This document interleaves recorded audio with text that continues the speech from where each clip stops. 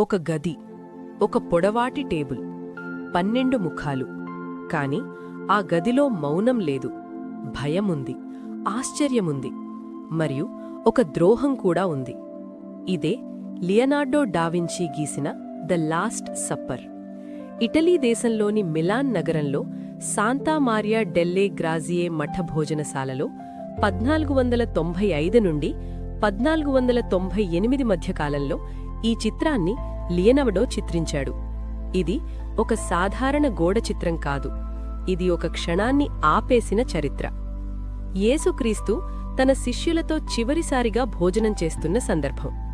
ఆ క్షణంలో ఆయనంటాడు, మీలో ఒకరు నన్ను ద్రోహం చేస్తారు. ఆ మాట మెరుపులా గదిని చీల్చింది. బర్థలోమ్యూ, ఆండ్రూ, జేమ్స్ ఆశ్చర్యంతో నిలబడిపోతారు.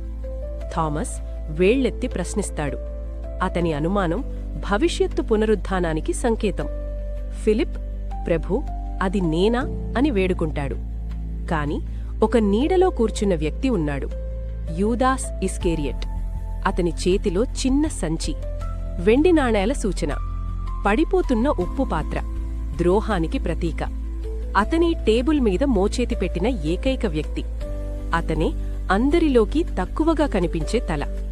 లియనార్డో ద్రోహాన్ని హాలో లేకుండా చూపించాడు, దేవత్వాన్ని వెలుగులో ఉంచాడు. చిత్రం మధ్యలో యేసుక్రీస్తు. ఆయన ముఖం శాంతి, బాధ, అంగీకారం, 3 భావాల సంగమం. చిత్రంలోని అన్ని రేఖలు ఆయన ముఖానికే దారితీస్తాయి. అదే లియనార్డో యొక్క అద్భుతమైన పర్స్పెక్టివ్ కళ. 3 కిటికీలు, 3 శిష్యుల గుంపులు, యేసు శరీరాకృతి ఒక త్రిభుజం. ఇది ఆయుద్రస్యం కాదు, ఇది గణితంతో మాట్లాడే కళ. లియనార్డో ఈ చిత్రాన్ని సాధారణ ఫ్రెస్కో పద్ధతిలో వెయ్యలేదు. టెంపెరా, జెస్సో, మాస్టిక్ వంటి ప్రయోగాత్మక పదార్థాలు వాడాడు. అందుకే కాలం, తేమ, కాలుష్యం ఈ చిత్రాన్ని తీవ్రంగా దెబ్బతిన్నాయి. 2వ ప్రపంచ యుద్ధంలో బాంబుదాడులు జరిగినా ఇసుక సంచులు ఈ చిత్రాన్ని కాపాడాయి.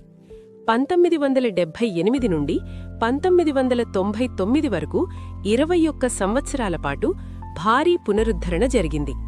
కొన్ని భాగాలు శాశ్వతంగా నశించాయి, కొన్ని భాగాలు మళ్లీ శ్వాస తీసుకున్నాయి.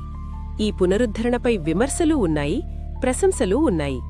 కాని ఒక విషయం మాత్రం నిజం, ద లాస్ట్ సప్పర్ ఇంకా జీవిస్తోంది. ఈ చిత్రం చిత్రకళ మాత్రమే కాదు, సాహిత్యమైంది, కవిత అయింది, సినిమా అయింది, ఆధునిక కళకు ప్రేరణ అయింది. సాల్వడార్ డాలీ నుండి యాండీ వార్హాల్ వరకు